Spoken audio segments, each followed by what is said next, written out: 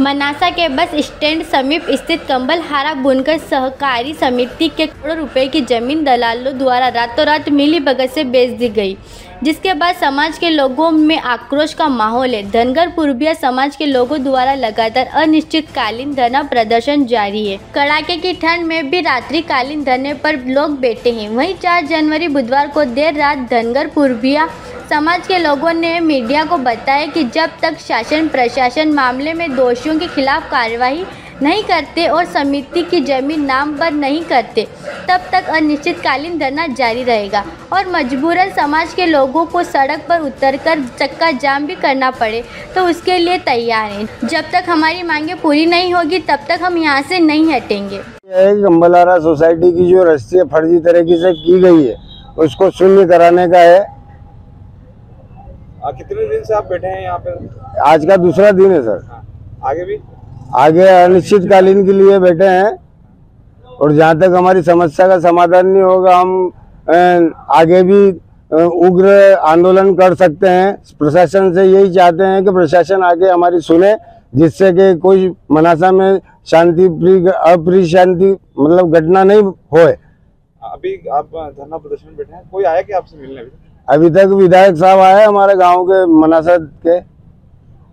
क्या बोला उन्होंने? उनने बोला कि आप ये धरना नहीं ये दे रहे हो, इससे कुछ होना जाना नहीं है, आप अच्छा एक वकील करो जिससे कि आपका यथावत स्थिति का स्टे ला सकता हो। मैंने कहा सर हमने एक वकील किया, उससे नहीं ये एडजस्ट हुआ तो दूसरा किया, दूसरा नहीं इससे एडजस्ट नहीं हुआ तो तीसरा किया, 3 वकील कर रखे हैं। उसके अलावा भी आप कहे उस हिसाब से हम वकील करने के लिए तैयार है। बाकी कैसे भी करके इस संपत्ति के लिए रिसीवर नियुक्त करे, जिससे सरकारी आदमी इस संपत्ति पर काबिज रहे ताकि भूमाफियों द्वारा कोई कब्जा नहीं कर सके। अभी तक कोई अधिकारी आया इस मामले में? इस मामले में गवर्नमेंट अधिकारी कोई नहीं आया है सर। यहाँ पे मुख्य कौन इसमें करता धरता है जिनके द्वारा ये फर्जीवाड़ा किया गया? ये संजय आर्य सबसे ज्यादा इस समिति को नुकसान पहुंचाने वाला और सबसे ज्यादा भ्रष्ट आदमी, क्योंकि 3 महीने से वो आदमी हमको गुमराह करके और जब भी गए तो कि 8 दिन रुको मैं तुम्हारे साथ में जो कहोगे,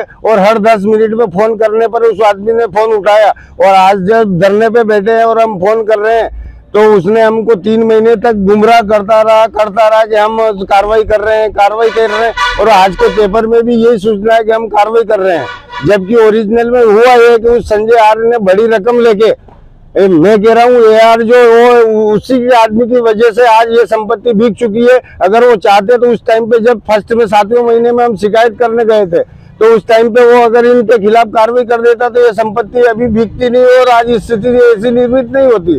और संजय आर्य ने लास्ट में ये सारी संपत्ति बिकने के बाद में उस समिति को सुपरसीड किया ताकि वो इस सारी प्रॉपर्टी को बेच दी और रजिस्ट्री हो गई। और इससे ज्यादा मतलब भ्रष्ट आदमी मतलब अभी तक हमने को देखने में नहीं आया।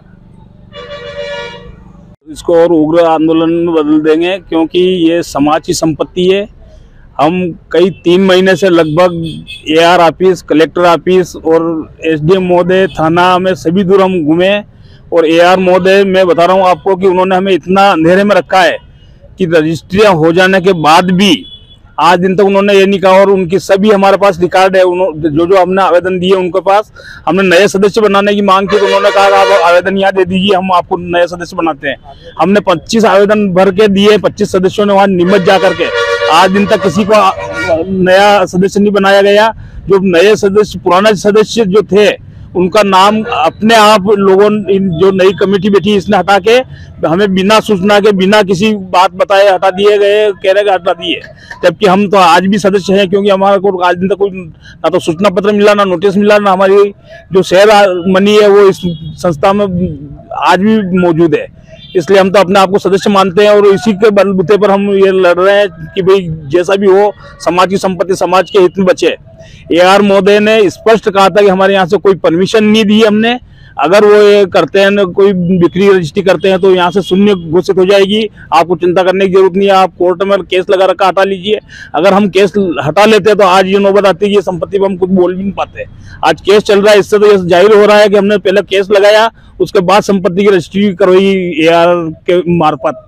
इन्होंने मिला करके। हमने उनको सूचना भी दी कि यहाँ रजिस्ट्री हो रही है, उसके बाद भी उन्होंने किसी को नहीं रोका है।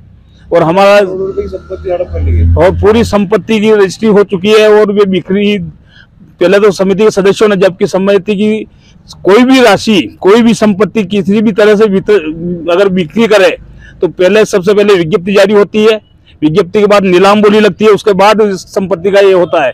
लेकिन इन्होंने बिना विज्ञप्ति और बिना नीलाम बोली के ही मतलब ये कर दिया है, जो बिल्कुल इसमें भ्रष्टाचारी बहुत बड़ी मात्रा में हुई है।